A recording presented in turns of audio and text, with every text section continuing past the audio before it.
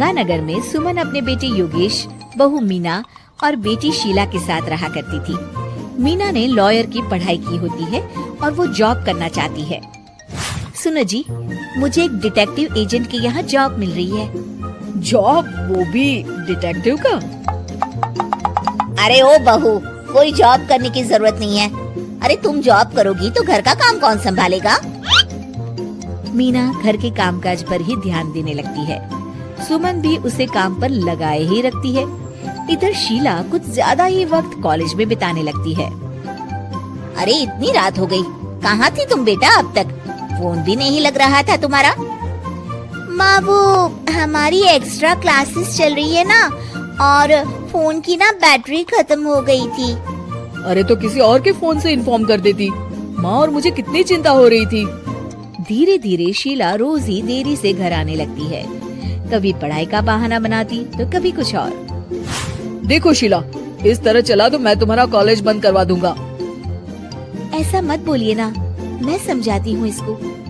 मीना शीला को समझाने की कोशिश करती है, मगर वो उल्टा उसे ही झाड़ देती है। शीला, इस तरह घर रोज लेट आना अच्छी बात नहीं है। मुझे मत सिखाओ, बहू हो तो बहू के जैसे रहो। अरे मगर मैं तुम्हारी भलाई के लिए बोल रही हूँ ना शीला। दाल में कुछ तो काला है, मुझे पता लगाना पड़ेगा। मीना अपना डिटेक्टिव वाला दिमाग लगाने लगती है। वो शीला की एफबी और इंस्टा प्रोफाइल्स को अच्छे से चेक करती है और उसको शक हो जाता है कि शीला का चक्कर किसी साहिल नाम के लड़के के साथ चल रहा होता है।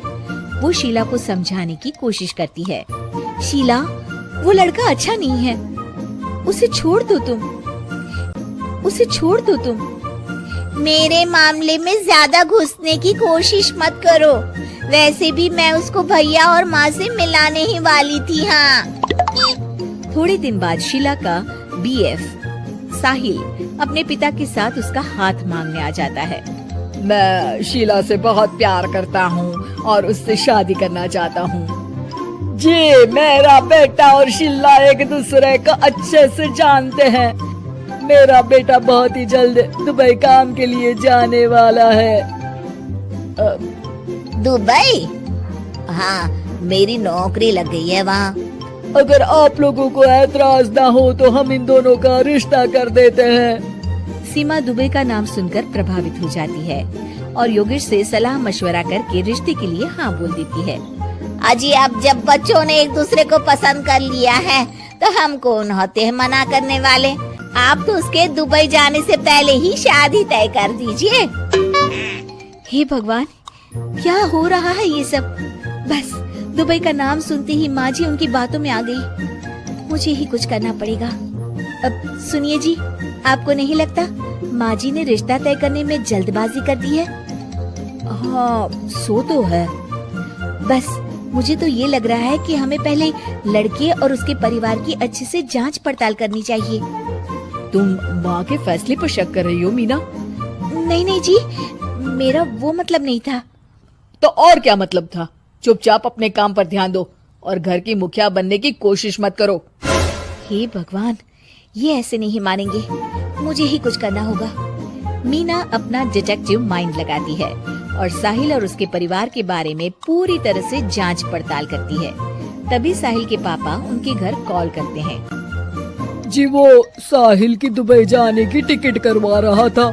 अगर आप हाँ बोले तो शादी होते ही शीला भी उसके साथ ही दुबई चली जाएगी। अरे नेकी और पूछ पूछ जरूर करवा दीजिए। ठीक है, ठीक है। वो ना थोड़े पैसों की कमी पड़ रही थी।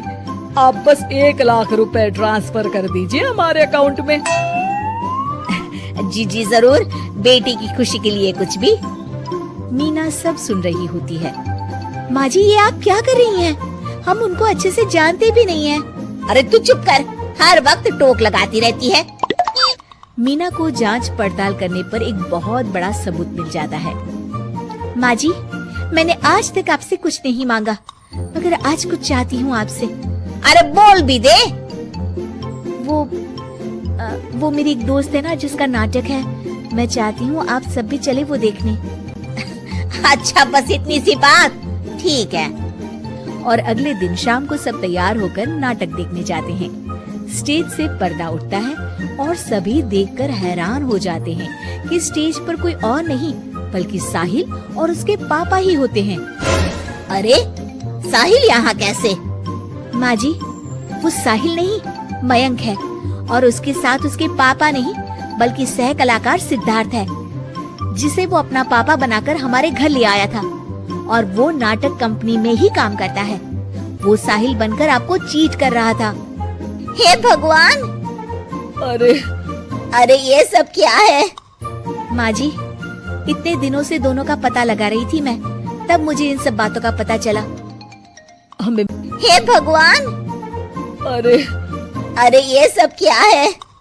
माँ जी, इतने दिनों से दोनों का पता लगा रही थी मैं, तब मुझे इन सब बातों का पता चला। हमें माफ कर दो मीना, हमने हमेशा ही तुम्हारी बातों पर ध्यान नहीं दिया और तुमको नीचा दिखाया। आई एम सॉरी भाभी। हाँ बहू, आज तुमने मेरी बेटी की जिंदगी बचाई है। तुम तो सच में डिटेक्टिव हो, डिटेक्टिव। ऐसा मत बोलिए माँ जी। अरे नहीं बेटा, हम लोग हमेशा बेटी और बहू में अंतर करते थे, मगर अब से ऐसा नहीं होगा। अब से तू अपने पसंद की जॉब करेगी और एक डिटेक्टिव बनेगी, हमारी बहू जेम्स बॉन्ड।